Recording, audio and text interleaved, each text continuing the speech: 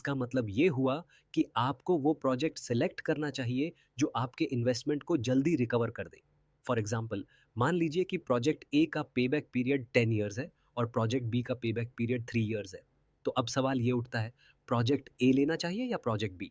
तो जब आप इन दोनों प्रोजेक्ट्स को कंपेयर करेंगे तो साफ दिख रहा है कि प्रोजेक्ट बी बेहतर है ना? लेकिन सिर्फ इतना देख लेना काफ़ी नहीं है। आपको ये भी देखना होगा कि मैनेजमेंट का बेंचमार्क पीरियड क्या है।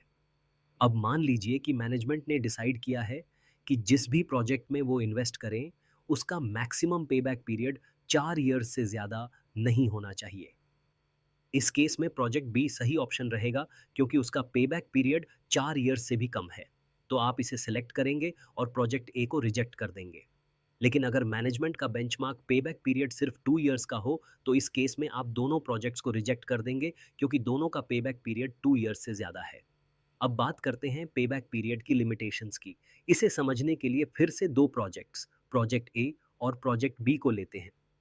मान लीजिए कि दोनों प्रोजेक्ट्स में इनिशियल इन्वेस्टमेंट $1200 की है और दोनों 4 इयर्स में $1600 जनरेट कर रहे हैं। अब सवाल ये है कि इन दोनों में से कौन सा प्रोजेक्ट चुनना चाहिए।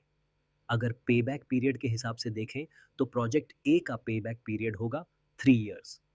ठीक इसी तरह अगर आप प्रोजेक्ट बी देखें तो उसका भी पेबैक पीरियड 3 इयर्स ही आएगा।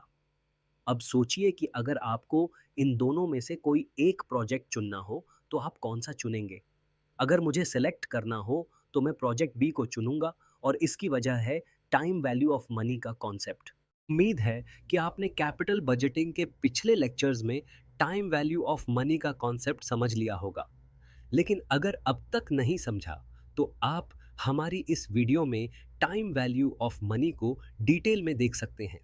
अब वापस आते हैं अपने टॉपिक पर और समझते हैं कि यहाँ क्या हो रहा है। अब इमेजिन कीजिए कि प्रोजेक्ट बी में आपको फर्स्ट ईयर में ही $1000 मिल रहे हैं, लेकिन प्रोजेक्ट ए में $1200 तीसरे साल के एंड में मिल रहे हैं। अब सोचिए, 3 साल बाद मिलने वाले $1200 की आज के हिसाब से प्रेजेंट वैल्यू कितनी होगी?